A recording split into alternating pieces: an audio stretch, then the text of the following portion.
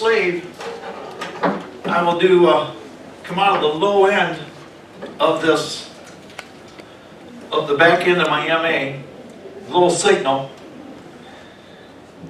and I'll have a shielded cable, and I'll plug that in to the microphone, and I'll turn my tone control all the way to full bass. And then I'll plug this in the low side. And what I'll do is I'll have the volume on this microphone all the way down to 0. And then I'll put my MA to where I want it at a volume that I want. And I'm going to have like somebody, my wife, sitting there, and I'll walk out and I'll get between them two speakers.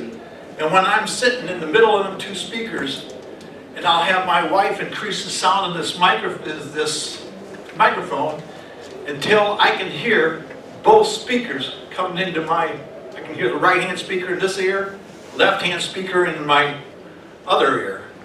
And then there you have yourself, you're balanced. Once you do that, once you get the slave hooked up the right, you don't touch it. You don't touch it because all your controlling, your controls, your volume control for even the slave the speaker and the slave will be operated off your MA and that stuff. So you could have multiple speakers off of there and that. So what's the purpose of a slave? What's the purpose of the slave? The purpose of the slave is get you multiple speakers out without using the series Y. There's callers out there that believe the series Y decreases the sound and that stuff. So that's why you would do that. You wouldn't use the series Y on the speaker at all. You would use your regular parallel Ys.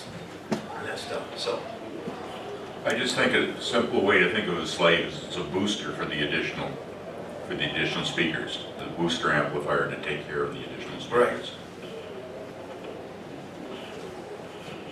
Right. One of the things that I'm going to just about finished here with mine is one of the things that I think every caller should have is a little ohm meter, and you can pick them up right down here at certain person that has a shop in here. And what that does is tell you, when I go in and set up a convention, and before I turn that speaker or that set on, I'll go through and check the ohmage coming out into my amplifier, and he'll get into the ohmage of that. But you don't want your ohmage going into this in there less than 4 ohms, correct? That's a Hilton specs that you cannot have anything lower than 4 ohms going into this. It'll heat it up, it'll shut it off, and you got big time problems. Right. So it's expensive putting smoke back in. yes. So make sure I got everything covered that I wanted to get covered. Did everybody get a handout? Did everybody get a handout? Is there any left? Okay. Get with me. I'll make sure you get a handout later, and I'll make some more handouts. Yeah. I have one here yet. Got a spare? All right. I'll get some more handouts, and they will be in the registration after this. So. Any questions that I can answer? So, all right. All right, thank you, Bob. Well, next for your entertainment and pleasure is Scott Bennett from Lawton, Oklahoma. Well, I thought Bob did a nice job. So the first thing that I'd like to say is if you're going to use a single source, I'll show you how to use that speaker. And it's very creative drawing. He liked to do a lot of the little stick figures and stuff. It was kind of fun to read his stuff. If you don't have that full article that he wrote, I don't think that you have the full thing. Do you? The full one. I do. That's the one right there. That is in Hall's, and a lot of the principles that he uses in that article, I think are very sound. And I didn't mean to make that play. I kind of like to use a single source whenever possible. There's times that a hall might require a little more than a single speaker. As an example, if we're to keep mentioning yak stacks and Hiltons, I know people use other types of equipment, but if you're using a yak stack as an example, sometimes maybe a half a yak stack would cover the hall adequately. If you feel like that you're having to drive that harder and harder, perhaps you need a little more speaker than a half a yak stack, perhaps a full yak stack. But I would still consider that a single source, because we're creating a single column of sound. I would prefer setting that. I like to kind of do the 1/3 to 1/2 rule. I would cut my hall, if I were sounding from this wall back there, I'd find the 1/3 spot. If you want it on the left, you want it on the right, find that 1/3 spot. 1/3 away from the 1/3 of the distance from the wall. Set the stand. I almost always use stand, but at the 1/3 spot, and aim back to the back of the hall to the 1/2 spot, roughly 1/2 of the way. I don't ever want to have sound directly hitting the back of the wall and directly reflecting back. You want to chase that around the room, and as it goes around the room, it's dying. Each time it makes a bounce, it's dying. You have to kind of look at the sound coming out of that speaker as like a flashlight. It's not coming out in a straight beam, it splays out. It creates this sound cone, you might say, that's coming out of that speaker. You might want to know a little bit about the directional characteristics of the speaker that you're using, because each one is a little different. As an example, this half yak stack that we're listening to now has about, if my memory serves me right, Don might correct me, the horizontal dispersion of that speaker is 90 degrees. Is that correct? Closer to 180, but Is it? it's pretty wide. So 135. 135. So then each time you look at the vertical dispersion of that speaker, that changes. Actually, the higher the column, the less vertical dispersion that it creates. So if you have a 30-inch half yak versus, say, a full yak is 60 inches. The 60 inches, help me remember, 30 degrees vertical on a full, and 60 on a half vertical dispersion. But it's a function. The amount of focusing is a function of the length of the column and the frequency of the Of the sound. frequency of the sound. But approximately with this particular speaker, I think it was 30 on a full yak and about 60 on a half. Yeah. So you're actually directing the sound more in the vertical realm, directing it at a specific, where it's a lot wider horizontally. So you don't have to put two halves in a room separated apart. That's not necessary. We're doing a lot of horizontal dispersion. Our goal is to get the sound down back to the back, and we're directing that very specifically at a particular height. We're not trying to create this big wide thing, because we'd be bouncing off of the ceiling and the floor and so on and so on. We got to get that high enough that we're not taking the heads off of the people in the first square or two to get sound to the back of the hall. And if you look through the notes there in that directional characteristics of a speaker sound column, he'll explain that. He does a really good job of explaining the height you need to get that speaker to, and as Bob was mentioning, how far that needs to tilt down to the back of the hall to create the decay of sound over time, so that you're not taking the heads off of the people in the front and still able to get sound to the back. So I'm a big fan of using a single source of sound. There are occasions perhaps you may want to do more than that. I've seen even in Irvin's article, he has one a situation where it has a full yak stack in the middle and then 2 half yaks on each side of the stage. But then it has specific aiming to create, you know, where you get out of the dead spots, because that's what you can kind of wind up with. With that said,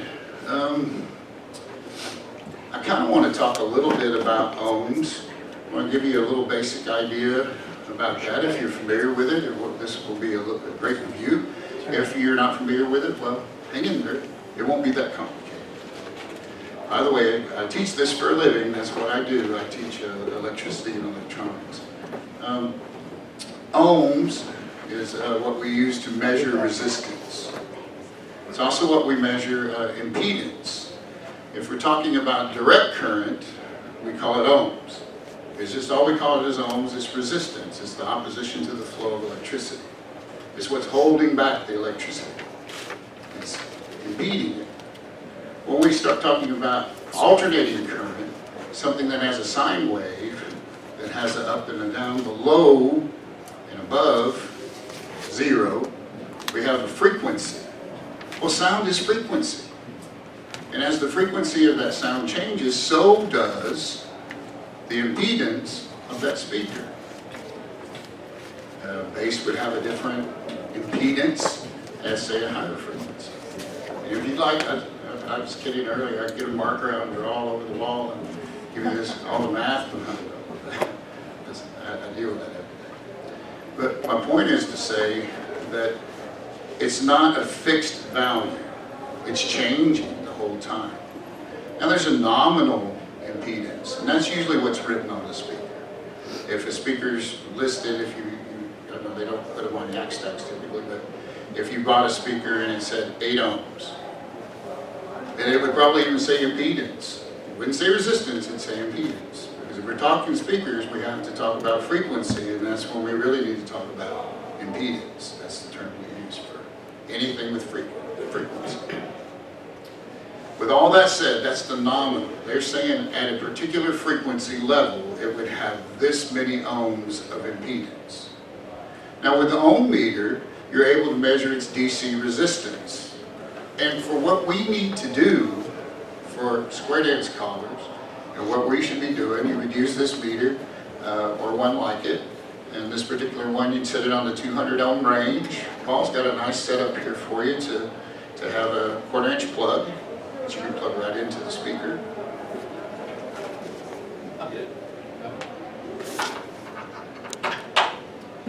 And set that to the 200 ohm range, turn it on, and it'll just tell you. It'll tell you the DC resistance. And that is a pretty good rule of thumb. Typically, you would not find lower resistance with the change of frequency. And you would find higher resistance. 10.5. 10.5 ohms is what he read on this yak stack that he's working with. So 10.5 ohms is well above the 4 ohm threshold that we're talking about with Hilton amplifiers. Perfectly safe. If you had a full yak stack of that same thing, you would have 2 half yaks at 10.2, is that what we said? 10.5 ohms each. And the rule in parallel, the simple answer for parallel, if you're using it parallel wide, or plugging 2 speakers into the back of directly into the Hilton, that's parallel as well, either version of that, would create approximately half. If you're doing 2 half yaks, it'd be approximately half. If you had a 10.5 ohm load of the one speaker, if you measure the final result in parallel, it'd be about 5.2, 5.3 ohms, be approximately half. Now if you use a third half yak, then you would want to divide by 3, and so on and so on. That only works when the resistance values are the same for each speaker. Scott, can you pause just a moment? Yes, sir. Thank you. All right. So if you were using different types of speakers, if you were working with some different types of speakers and you needed to know what their resistance value is, there is a formula, and I'd be glad to share that with you if you're interested or need that. I'd be happy to sit down with you, but I really have to kind of draw the math out for you. It's not real complicated, but I'd have to draw it out for you. Or I could tell you, and you can write it down. Does anybody want that? Question?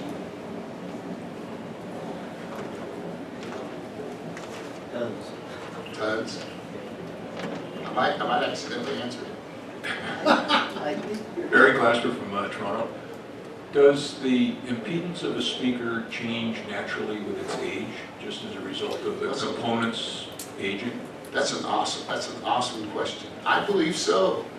Over time, the windings of the coil, they wax pot those, so to speak, and that can wear down. Sometimes the coil has actually got a slight amount of a shellac on that fine wire that they use to make the electromagnet, and that'll wear down and degrade over time. And yes, they could actually eventually short and become what a 9 ohm speaker could become 1 ohm or 2 ohm over time.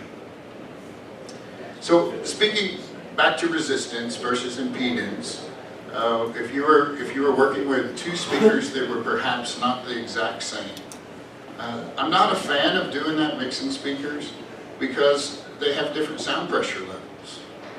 And unless you're using two separate amplifiers, it'd be very difficult to get those guys tuned in together and make everything happen. That's my personal opinion. But if you decide that you need to do that, you could work out the math, and I'd be happy to show you at another time to do that. But if you're working with the same speakers, if you're just using two, it's very, very simple to do the math. It doesn't have to be complicated. As I said earlier, if you're doing parallel, you're using a Y like this one. And for the record, I'm showing a parallel Y cable. If you were using this parallel Y at the back of a full yak stack, that puts it directly in parallel. Sorry about that. And you would take the two values and divide by 2. So if it were 10.5, you would be dividing 10.5 by 2 to get to roughly 5.3 ohms. Am I making sense with that? If you had a third one, you'd have to take the 10.5 if there were 3 identicals, and then you would divide by 3, 5 by 4, et cetera, however many you had. Well, eventually, every time you add something new in parallel, it's eventually going to get lower than that 4 ohm threshold. It doesn't take long. Just keep that in mind. You don't want to drop below 4 ohms. The older Hilton sets below 4 ohms just burn the board out. It's awesome. They get really hot and they quit working. And it costs about $350 to fix. MA220, they put a circuit in there in their original design that protects the amplifier from burning itself up. If I have less resistance to the flow of electricity is amps. If I have less resistance, I have more amps. More amps means more heat, more burn up. Let the smoke out, as somebody back there said. It's hard to put that smoke back in. It's magic smoke. It's really important. The 220, the MA220 is designed to prevent that from happening. It'll shut itself off to protect itself. Some people think that that's, oh my gosh, my amplifier's going bad. No, it's trying to save you that $350 repair bill. Does that make sense? If you're doing series, then it's in series, everything's additive. I'm pushing one speaker through the other speaker and so on and so on. It's like Christmas tree lights. If you pull one light out of the old Christmas tree lights, you pull one out, you lost the whole string. Anybody ever do that? Oh, yeah. Okay. I had a tester bulb when I was a kid, and I remember always getting those strings of lights out and just screw it in and go. And what happened when you had a bad tester bulb? That was always my favorite. So ultimately, it's additive. Everything's additive. Each and every one of those speakers would be added together. So if you had 2 and they were 10.5 each, you would have a grand total of, I think your math is solid. Does everybody get the basic idea there? So if you're working with, say, a half a yak, you'd plug it directly into the back of the amplifier and life would be good. If you were working with a full yak stack, I keep using yak stack as an example, not because I sell them, but because that's the common thing that we talk about in Superman's calling.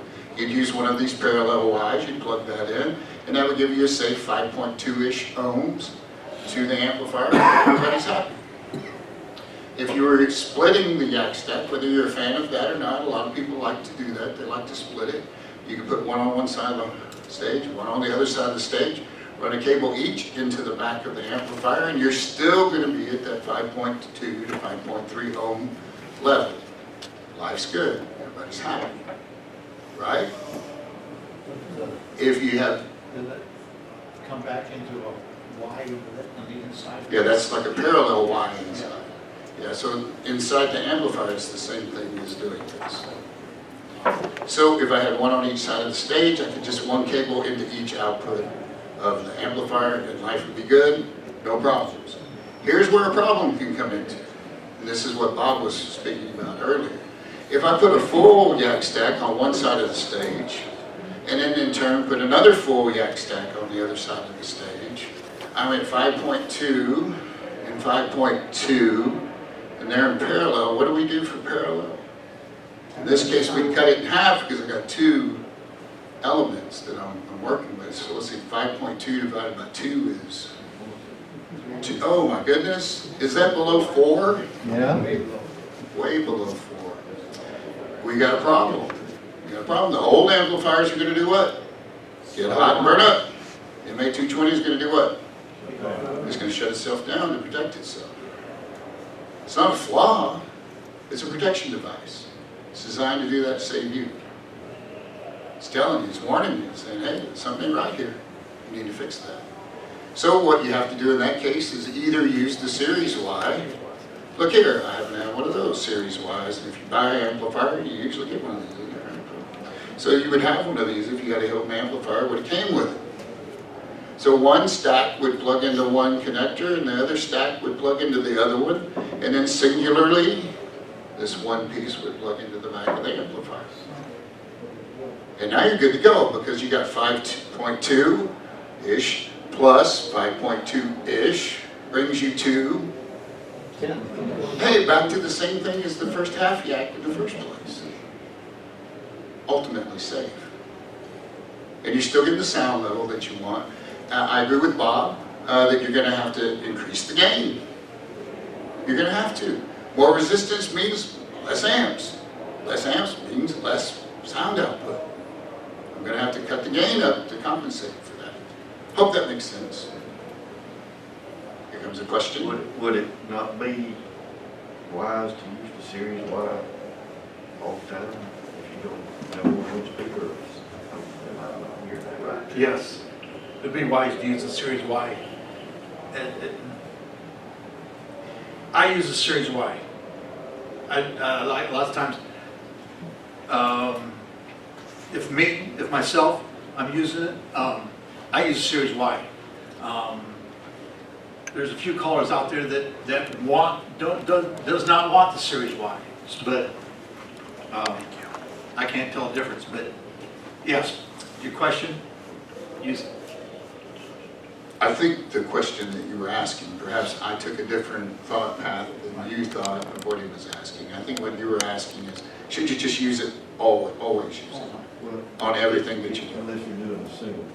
Right, but so like if you just had one full yak stack, you had like, you know, the full yak stack, or you were splitting a full yak stack or something like that, should you use the Series Y to interconnect the two? You could. I don't think you should. I don't think you need to. Because 5.2 ohms is absolutely safe. You're using both jacks or using, oops, this guy, parallel line, that you would use, and that would be absolutely acceptable. The only time that I would be concerned about needing to use the Series Y is whenever my total impedance would drop below the 4 ohm threshold. And if you use the ohm meter, you can actually measure what you're intending to plug into the amplifier and see at what level you're at. As long as you're above 4, you're going to be rocking along. Everything's going to work. Ohm meter should be in everybody's packing. I'm not getting a kickback either. Can you have too many ohms? You know, the only problem with too many ohms, and I appreciate the question, that's a good question. If the ohm level gets too high, you may not have enough amplifier to overcome the load of the speaker, and you would get very little sound output. It'd be pretty boring. Let me give a quick example on that that's going to make no sense, because Scott is going to say that it has nothing to do with what he's talking about, and he's completely right. It has nothing to do with what he's talking about, but I can't think at the level that Scott thinks at. I'm a simple guy, all right? So picture this, you're driving down the road in a little Volkswagen Bug, okay? And your little Volkswagen Bug, when you hit the gas on the thing, you have to hit a certain amount of gas to get it up on that entrance ramp up out of the highway, right? Okay? Well, think of that Volkswagen Bug as your one speaker, all right? So the amplifier is your gas pedal. You push that gas pedal, and the harder you push it, the faster it goes, okay? Now all of a sudden, take yourself a 35-foot trailer and hook it onto the back of that Volkswagen Bug, all right? You've added a ton more weight. You've added a ton more resistance, okay? So when you put your foot down on that gas pedal, in order to get up on that highway exit ramp or entrance ramp, what do you have to do? You have to push down on that gas pedal a whole heck of a lot more, and you have to give it a whole heck of a lot more acceleration to get that Volkswagen and the trailer up on the highway. All right? That's why, and I say this, and it sounds like I'm being kind of snarky about it, but I'm not. Okay? That's the reason we give you a volume knob instead of a volume switch. Okay? If there was only one way to set that volume, we just give you a flick switch and it'll be on. Perfect, okay? In this case, more speakers adds more impedance, turn the volume up. That's why we give you a knob. And Ron Kavanagh, New Jersey. Right. The old 201 and 301s came with a manual that said your impedance should run between 4 and 24. Does that still apply for the 202? I'd say I would say that's reasonable. Yeah. I think Paul would say anything 4 or above. You know, if you want to be safe, give it that little cushion, go 5 or so. Give you a little cushion. Yeah, Roy Goff from New Jersey. Quick question, I actually do understand all this, but I have a question I've always had. Say I get someplace and I'm hooking up multiple speakers, and for some reason I'm missing a parallel connection, whatever. And so I've got the series hookup and it's at, say, 20 ohms, and now I'm running my volume at like 2 o'clock. Is that cause, there's no danger to the amplifier? No. Okay. Correct, it won't hurt anything. And to be honest with you, most amplifiers, including the Hilton, when you get up around 9, 10 o'clock, it ain't doing anything after that anymore. I mean, you've already bypassed any amount of amplifier that really got. Don Beck, Martha's Vineyard, Massachusetts. Basically, two things with different impedances. It's best when they're matched, and I believe that the Hiltons are designed to match 4 ohms most optimistically. And if you go a little one way or the other, and I don't want to go one way, the wrong way from 4, but you're not getting the optimum design, the most efficient design coming through. One extreme is if you go from 4 ohms to 0 ohms, you put a short circuit across it. It's like your hairpin. Picture putting a short circuit across the outlet of the wall. It'll tell you what's going to happen. The way I like to think of it, being a mechanical engineer, if I've got a 4-inch pipe over here and a 4-inch pipe over here and I mate them and I've got water flowing through, it's a good match. Thinking the diameter is equivalent to how much resistance to the flow or the impedance of it. If I were to get an 8-inch pipe matched to a 4-inch pipe, I'm not going to get the most efficient flow through it, or one to the other. And so you can picture when they're matched, you get the optimum. And so when we're talking about the question of if I have it series, I've got a whole big pipe with a small pipe feeding it. You're going to have to push an awful lot of water through that big pipe to fill that through the tiny pipe to fill the big one.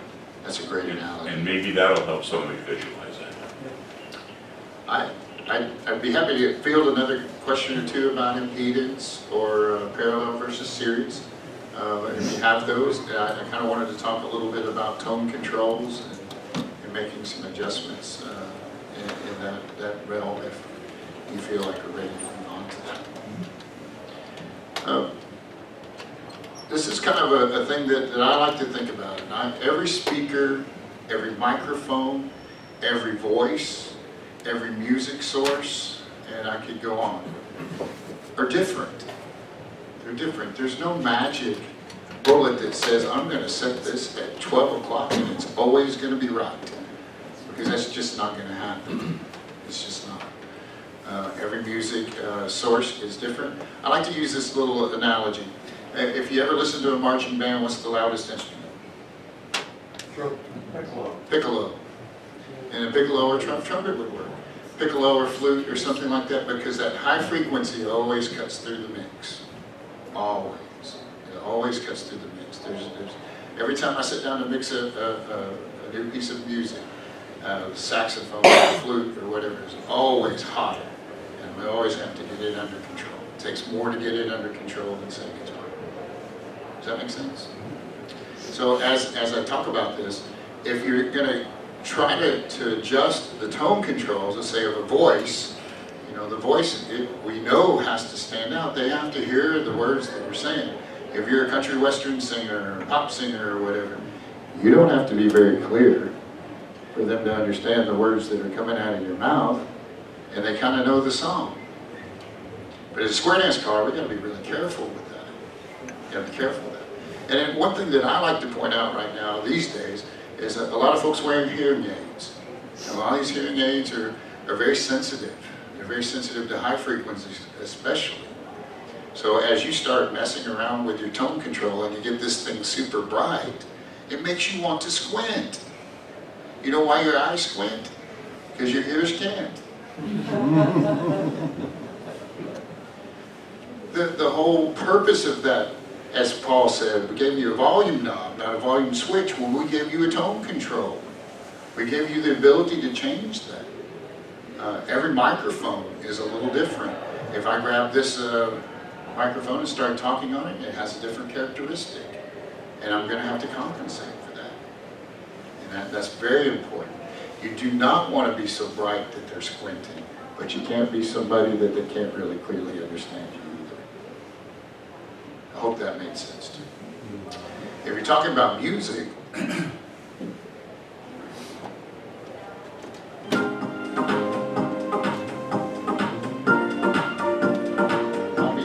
you obviously don't want to be blaring them out of the back of the hall like you did the other night. That was it.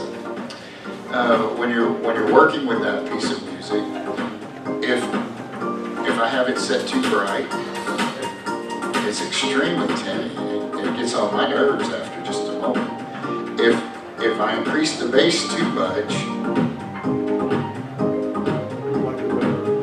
I can maybe get a little more beat. I can feel the beat a little more, but it can buddy things up and make the whole sound buddy. One thing that I like to look for is when I'm mixing, is I listen for the point that I feel like I can feel the beat. I need the beat. The dancers need the beat. Everybody needs the beat. And if I take too much bass off, I'm not feeling that. I'm not feeling the pulse as well. I need a little more. At some point, I'm going to get so much that I'm not going to be able to get much tone control out of the other side of it, because one's starting to override the other. So I'm looking for the point where that bass feels good. I can feel the beat. I can hear the beat. I know the dancers can feel it and hear it. And whenever I'm happy with that, then I'm going to start looking at the extras. When I'm talking about extras, I'm talking about the little fills and the little things that are going on in the music that they can hear. If I put a flute, or Paul put a flute, or Bob put a flute or something in there, I want them to be able to hear it. I spent money to have that guy come in and play that flute. Why wouldn't I want him to hear it? Does that make sense? So I'm gonna be listening for that. And I'm gonna start working on my tone control on the treble. If I turn off all the treble, you're gonna miss a lot of stuff. So I'm gonna start bringing those things in. Oh, I'm starting to hear a little more of that piano. Do you hear the piano? The piano's dark. I'm starting to get some of those top end little pieces of the hi-hat that I didn't have a minute ago. You have to listen for that.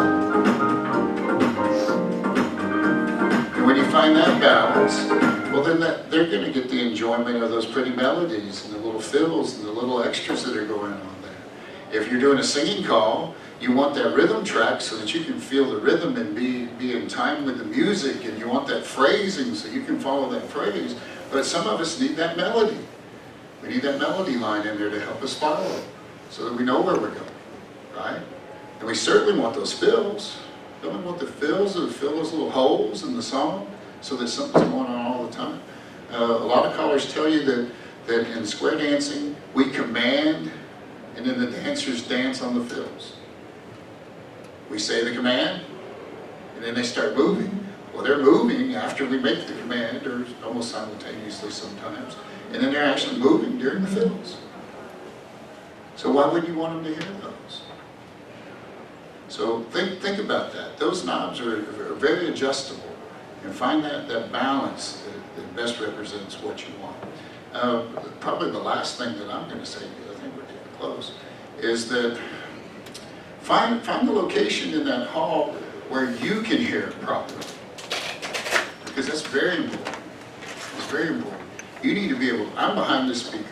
I'm only guessing what you guys heard when I went through all of that. It's an absolute guess. Because the back end of the speaker doesn't sound anything like the front end of it does. It doesn't sound anything the same. You know, so my thing would be, I would get out at least in front of it long enough to know that I said it correctly. If you don't like to stand in front of the speaker, at least get out there and get it said before you go on with the performance. Question here. It's Patrick Cox, Coos Bay, Oregon. I like to use a monitor for myself. Does that affect the ohms? Because it's on the other end. I plug it into the other end. You plug it into the front? Correct. Yeah, no, it doesn't affect it at all. That doesn't. It's got its own little amplifier. Right, it monitors, it has its own amp, so that doesn't affect, okay. It's a separate channel. It's a great question. And monitors aren't necessarily a bad thing. Oh, I love it. I should have I said can't farther do up that front. speaker either. Sure. But it's also, you can also use your speaker behind you. I like a monitor, but I'll keep that speaker off to the side of me. Lots of times what I'll do is I want to, a lot of Scranton callers work from behind a table. I'm one of these guys that I want to work on the side of, I don't want a table in between me and my dancers. But then what I'll do is I'll set my half yak right there like where Scott's at. And it'll come up and I'll be able to hear You just that. called me a yak. Half of one. Half of one. Is that like a canoe? That's where I would work. You know, a lot of people will sit behind and then they'll still sit there. They'll have that speaker right there next to them, and you can't really hear it. I was just at the Iowa convention, and I set up on stage, a real small stage, it's about as wide as this table, and I could not get that. Oops, Don't do it. don't do it. Okay, Keep going. I could not Let's get bring it that on to this speaker coming back, so I had to set that speaker right next to the, along with the, parallel with the callers on each side, because I couldn't get it behind them. Upset a lot of callers, but that's the best you could do and that stuff. So, Feedback. what's that? How about feedback? Feedback, as long as you don't walk in front of the speaker like this, Uh-oh. you won't get feedback. And that's a very interesting comment that you made. When I was talking earlier about tone control on your voice, the brighter you get that on your microphone, the more chance you have for feedback. It will definitely feedback. Question in the back. Jake Oswald, Maryland. On your pamphlet that you gave out, figure 6 and figure 7, could you explain the differences between those two? The very back Figure 6, figure 7.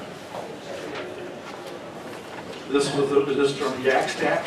Yes, we're going to see on parallel. Figure 6, figure 7. Okay. The S is in series. The A is in parallel. That's the only difference. Ohmage wise, I'll give it to the expert. I don't typically say ohmage. Sorry. You can say ohms. Ohms? Just say ohms. Oh, So which one are you asking about, 6 versus 7?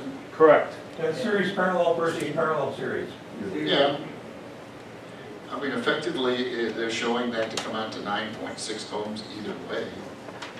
It's kind of like the example that I gave earlier, that when you had, this was 10.5 ohms DC resistance, this one half here, and if this other half here was 10.5 ohms, and I put them together in parallel, I'd cut it in half. So now I made a stack like that over here, turned around made another stack like that over there, and then put it in series, and it would be back to 10.5. I could have flipped that around another way. I could have put 2 of them in series and created that, and put another 2 in series, and then turned right around and put them in parallel. And guess what? It's still been back to 10.223. Quick math, you'll see it. I don't think either one of them is necessarily more preferred than the other. I think in the end it comes out about the same. Then you might have changed the volume knob. I don't even know that you would have to do that. I would prefer, because it's simpler on a full yak, to use this parallel Y. So I'd parallel, and then I would series at the end. That's the way I would do it. Prefer it because the connectors are easier. Bill Freeman, New Hampshire. The difference between the two of them is, in one case, you need 2 of the unusual Correct. series Y connector. You have Otherwise, to have you 2 can of just these. use the ones you can get at Radio Shack, except for the one. But I'd much rather sell you an extra series Y. Radio Shack's out of business. Well, there you go. And if I don't sell more series Y, so will I. So I think that was pretty close to the thing I wanted to talk about. Every speaker is different, and I'm not trying to sell speakers by any means in this presentation, but every speaker is different. What works well with one speaker may not do the same on the next. I can tell you with certainty that this speaker that we've been using is much brighter than the newer yak stack is. It's not as bright.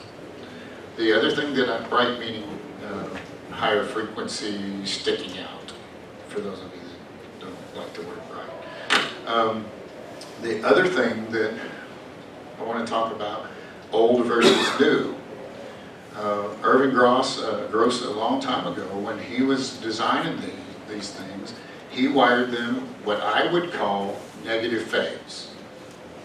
The reason that he wired them negative phase was, according to him, that most PA system speakers were wired opposite phase, so that you wouldn't try to mix home stereo speakers with them. The newer yak stacks, in fact, I could go back at least 15 years and I could tell you they've been wiring them forward more positive phase. So what would happen if you have one speaker that's in phase and the other one that's out of phase, opposite phase, that as one speaker is pushing the cones outward, the other side is pulling the cones inward. And it can create some serious acoustical anomalies. If you know what Bose noise canceling headphones are, they take the room noise, they take that signal, and they invert it and put it into your head along with the stuff that you wanted to hear. And one wave cancels the other wave. And that's what happens to you. You get phase cancellation. And it's really, really unusual to have that. So be sure that the phasing of your speakers, if you're using multiple speakers, are actually in the same phase.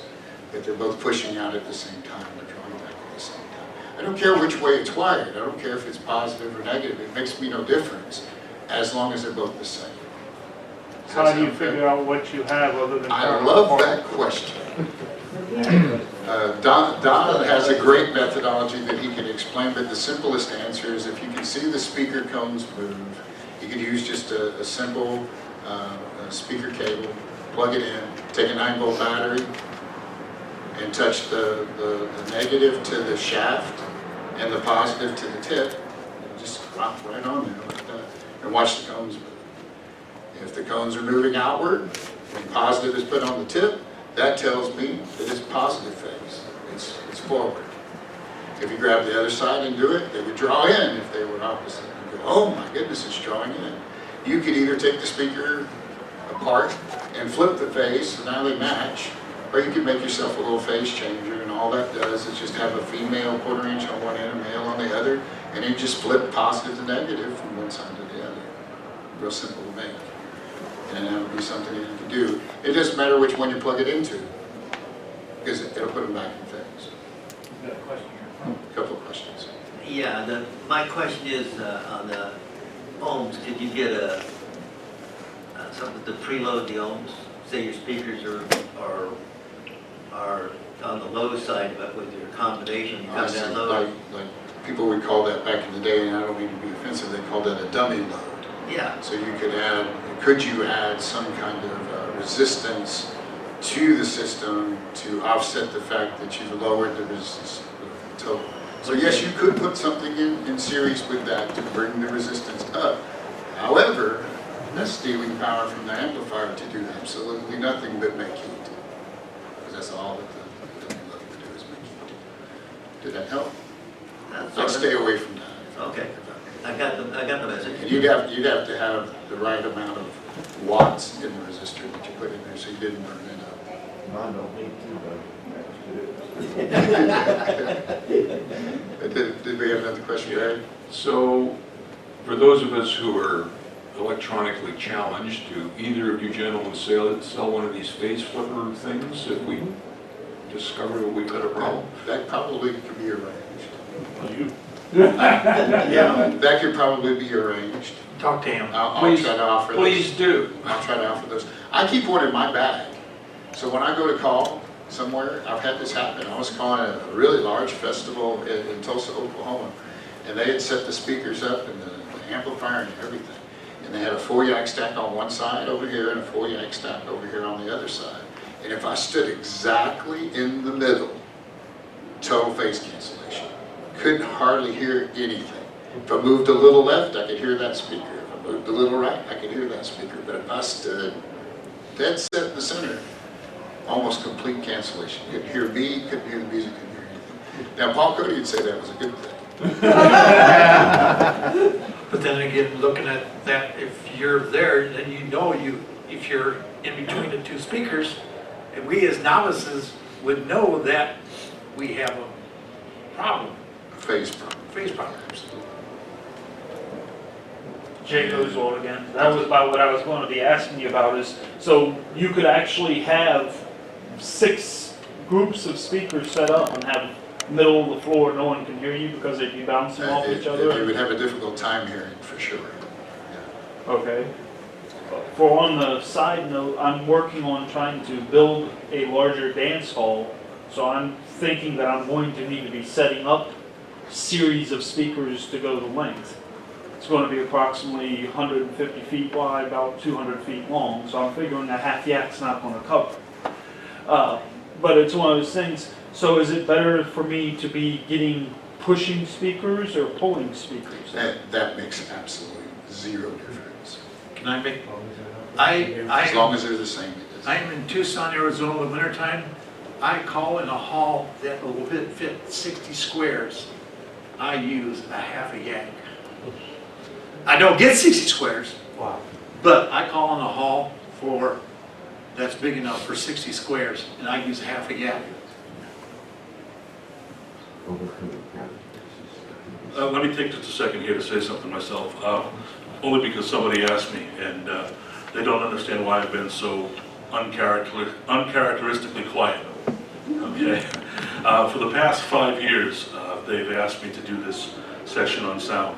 And I've kind of had a moral dilemma about it, because I own Hilton, and up until just a few months ago, I owned Yak Stack. And I did not want to come in here and sell my wares in a session like this. So this year, when I finally sold Yak Stack to Scott, and they asked me again to get involved, I said, I'll come in as the moderator, and I'll break up any fights, but I don't really want to sell my wares. I do want to say this one thing though, and I can say this now with a clear conscience. I own Yak Stacks, I own Directors, I own Mackie SRM 450 powered speakers, I own the Bose Tower, the big one, the big bass module on the bottom. I own 2 Bose F1 speakers, which are the array speakers that are done by Bose, and they are all fantastic in their own ways. I've used the Linron, I've used the Palmetto Pack. They're all fantastic in their own ways for what they're designed to do. But I'll say this over and over and over and over again. The Yak Stack, to me, is still the best compromise speaker for what we do as square dance callers. Okay? You can go out and get a Bose and you can listen to the most incredible stereo, orchestra, everything else you want to hear, and that's fantastic, but that does not help us be heard as a caller. All right? So now that I can say that this year, because I'm no longer selling the things, I can say to you, go see Scott, and he'll go and he'll take care of you. All right? Bob has been running festivals and has been sounding halls for forever. All right? I can't, and maybe next year I'll be a little bit more open about it, but right now I just don't feel like I want to be selling you, Ray, thanks for buying that MA220, I appreciate you. Okay. I don't want to do that and be in a position where I'm sharing my thoughts with you. Dawn's next, and here's Rich. Really appreciate You were Ray. I have several things. First of all, Paul just mentioned, Steve just mentioned that I should mention that I'm Dimebag manager, was before and still am. My apologies, I get too excited about things other than myself. Paul just mentioned these other speakers are great for what they were designed for. The Yak Stack was designed for square dancing by a square dancer, a wife and husband combination that were avid square dancers. And he also happened to be an acoustic expert and had the equipment at the place he worked to check it and everything else. The next comment, you said, do I want a speaker that goes in or out? You change the polarity on the speaker and an in is going to go out. And if you put an audio signal in, it's constantly changing polarity and going in and out. That's what's causing the sound compressions and verifications that are affecting your ear. And as Scott said, as long as this one's going in while that one's going in, and this one's going out while that one's going out, they're working together. They're in phase. Now, Scott, I have a question. Are both those speakers hooked up? No. No. The gray speaker, the newer Yak Stack, is not hooked up currently. You don't have a cable for, because we can show that phase difference. We need to move on, Don. Okay. We're at the end of this. Rich? Rich? Do we have cable? I was going to say, if you're going to hook up your speakers with push and pull, if you pick push, meaning you put the positive and it pushes, you'll be able to add extra speakers, monitors, other people can bring their stuff sound and mix it and all work. If you did it the other way, you might have problems like constant. That's the standard convention. So I'm assuming that when you, We got 5 there are minutes. people making sign language here. Anyway, I'm Rich from California, and my question was, you said that the Yak was designed, for square dancers, and it's the best compromise speaker. I'm assuming you're talking about the old Yaks, the one that we all know and love, and the new Yak is somehow different. I was wondering if you can highlight that difference or talk about in that context of your... Before Scott answers it, because he's the one who just made the most recent changes, folks, you've got to understand that realistically, as the ownership of Yak Stack has changed over the years, there have probably been at least a dozen different variations of the Yak Stack. Okay? So you cannot for a minute say, hey, it's a Yak Stack, it's 8 ohms. I guarantee you that answer is not acceptable and not true in 11 out of 12 or 10 out of 12 of those variations. You've got to measure it with an ohm meter. That's why I sell the things. All right, but Scott will tell you the specifics about the X-Act now, and we've got to wrap up in a couple minutes. Absolutely, because we got like 5 minutes or less. Is that correct? Less. I can only say quickly that both speakers are plugged in now. Well, we've got a couple of competing factors here. One is the one cable is extremely long and the other cable is extremely short. And although it's a minute difference, it does create some phasing change. If you're going to do more than one speaker, this is a point that I want to quickly try to make, is if you're going to use more than one speaker separated, use the same length electrical cable, speaker cable. If those speaker cables are different in length, it may be a millisecond change, but there will be a change in the phase. Electricity has to travel a longer distance, it's going to take you a split second longer to do. Does that make sense? So make sure you're running the same length of cables. These two speakers are technically out of phase at this moment, but it's probably almost impossible to tell because they're so close together. That they're kind of still hitting you in the same phase. But if I put one way over here and one way over here, you'd probably be able to see that. We might can play with that after the session, assuming that they don't have the other group coming right in. Bob? Any last question, or are we going to call us a wrap? Any differences between those speakers? Yes, I'd be happy to show that to you if you want to come to the vendor area.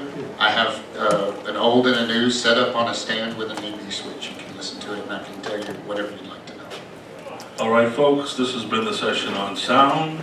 It's been with Bob Ass, Scott Bennett. My name is Paul Cody. I hope it's been helpful to you, and please feel free to ask me any questions.